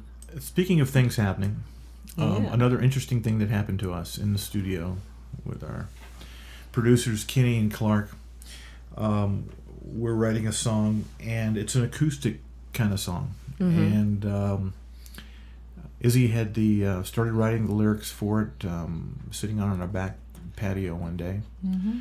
And Kenny says, I've got an idea for this song. We're gonna have. I want a banjo on the song. I said, I don't know the guy. Yeah, that's right. And I'm about. There were several Okay, times. you have to keep in mind who he is and who I am. And so to me, I was all excited. It's like, oh, banjo, oh, rootsy, oh, okay. I'm excited about This this. is one of those times and when he's I'm thinking, a banjo. I thought a lot more than that. Well, but we can't repeat But we're it not because we're on the saying radio. that part. We're not going to talk about that. However, that just goes to my inexperience, because our producer, Kenny, knew he could hear this. Mm-hmm. And he said, I know, I'm going to bring in Otis Taylor. I'm going to call my friend Otis up. Yeah. And so Otis showed up, and Otis played his part. He did. And when it was, mixed down, and it's like, wow, Kenny. He knew good what he was job. talking about. Good job. Yeah, good job, Kenny. Hey, have you ever done this As before? much of an electric player as I am, and I don't. Before this band and this project, I have a really nice acoustic. I rarely played it. Yeah. And I'm not an acoustic player really, but this song, as much as I'm an electric player and a rock guy at heart when it comes to playing electric guitar, this song ended up being and still is my favorite song on the CD. And it just turned out, everything came together so well for this song, and including Otis playing his part. Yeah. So yeah, and I was sitting out back and I heard this crow, and it inspired me to start writing, and this particular song. It also I love the idea of murder of crows, and that's just like a flock of them.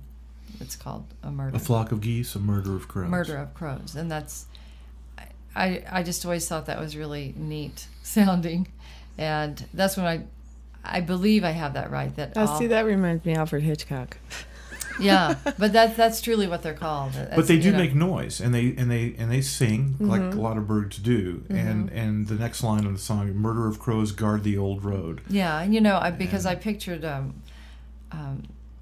it's a rural photograph. setting. Yeah, a rural setting, and a photograph that one of my sisters took, and it was a barren tree and just full of crows. I love that. Yeah, it's a beautiful. We have one behind us that all summer they were just sitting in that dead tree. Yeah. We have a picture that. on our website. If somebody goes to the website, looks in their gallery, we had some pictures taken for the CD, and one of them was taken in a park in central Denver. What's the name of it? It's the one with the Greek Pantheon or Parthenon, whatever they call it. Wash Park, or maybe that's it. I don't know. And it was the perfect sunset picture, and she's in a cloak, and it has these crows sitting in this tree in the background. It's an amazing picture. Then Scott McCormick, I gotta give a plug here for Scott. He took the pictures. Amazing photographer here in Denver, Scott McCormick, for the CD. And we didn't. I think inside the jacket there's a picture of this. I'm not sure. Yeah. But and you plugged Scott, and I have to plug my little brother for getting me back into music.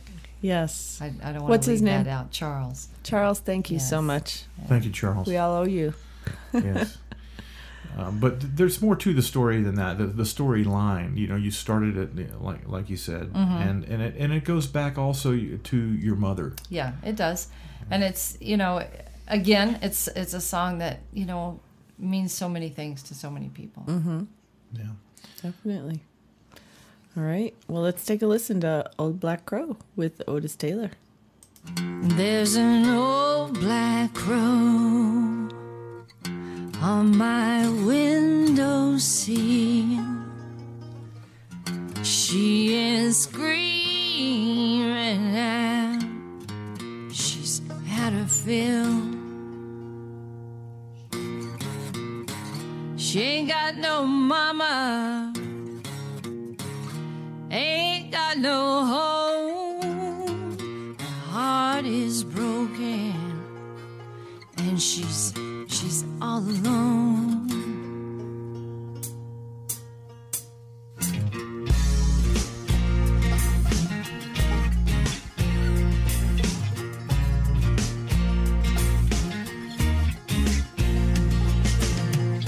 I hear her cry all through the night.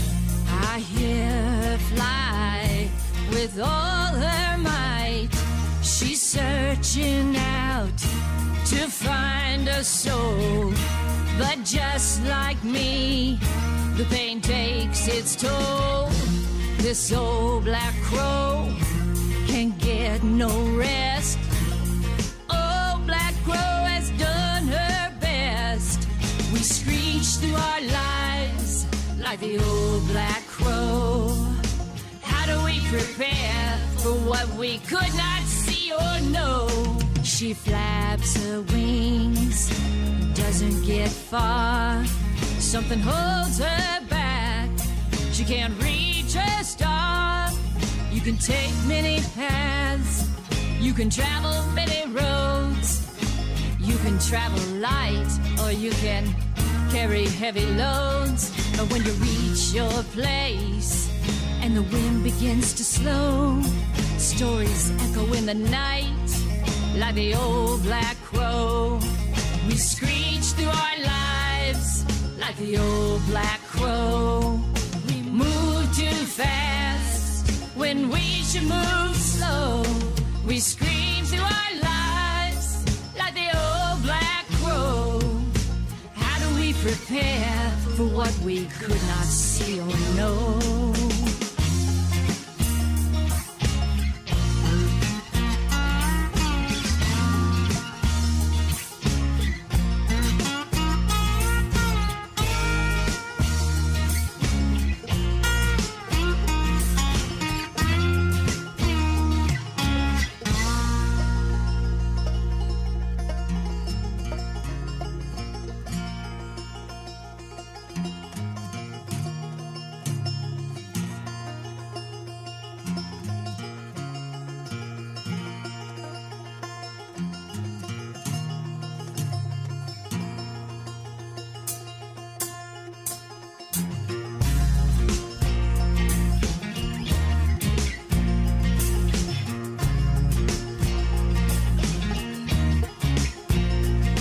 There's an old black crow on my windowsill. She is crying out, she's losing her will. Ain't got no kin, ain't got no home. Her heart is broken and she's all alone. I feel her pain deep in my bones. Are these lessons learned stepping stones? I feel the kinship with the old black crow. Is it true that you reap what you sow? What did she do to deserve this plight? I wonder myself, does darkness bring new sight?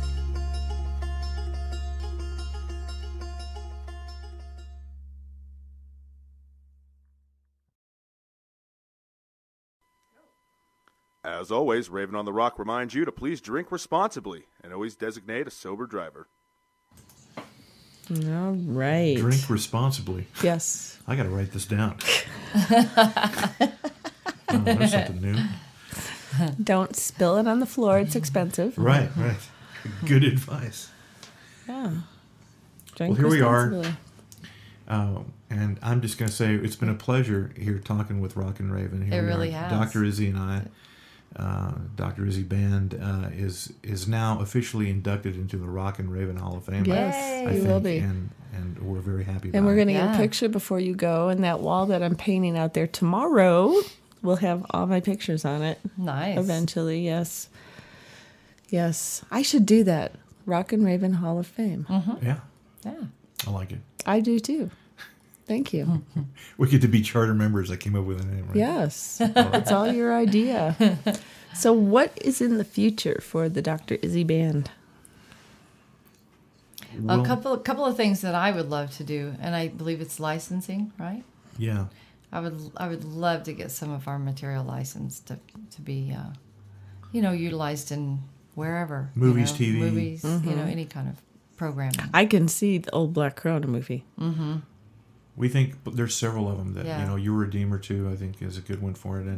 And we think there's several. And there are a lot of different moods on the CD. And so it lends itself to a lot of different types of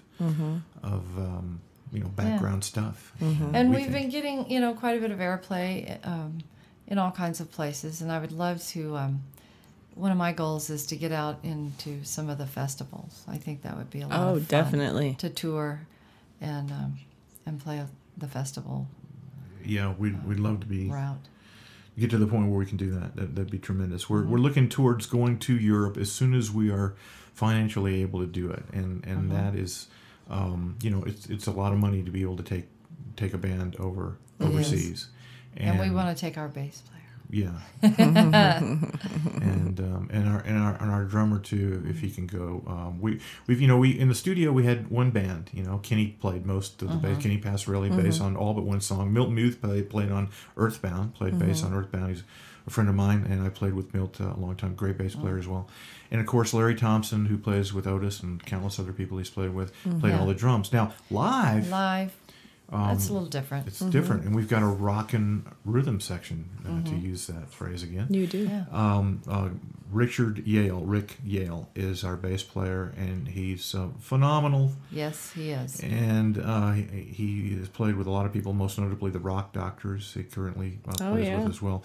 But our drummer right now, we've stumbled on a great drummer recently, and he's been playing out with us, and we're really happy to have Darren Ross playing drum. Again, Clark turned us on to Darren and said, "Hey, you got to check this out," and I think he's available, and it's working out fantastic. And so our rhythm section is really solidifying right now in the live situation. But we want to go to Europe. We're going to start doing, I think, this year some short tours. Now, which bass player are you taking to Europe? Rick. Okay. Rick, yeah. Because I was going to say, if it was going to be Kenny, then I would have to go to watch Lola. Yeah. Right. You would. You would be Lola's handler. I would. We'd like to do a couple of short tours, maybe the Southeast, where I'm from. Maybe, And I want to hit Texas. Yeah, we want to go to Texas. I where was she born was in Texas. Most of my family still resides in Texas, and I spent a good bit of time. I lived in Texas for what? How many years? 11 years. 11 years. 11 years. Yeah. So we want to go to Texas for sure. I want to go rock Texas. And then we'll take it from there. Yeah. We're really open. Yeah. Yeah, please, wherever you are, invite us to come to your town. Yeah. Contact us. It would definitely be a treat. I'm telling you. So we're looking forward to the live act keeps getting tighter and tighter all the time.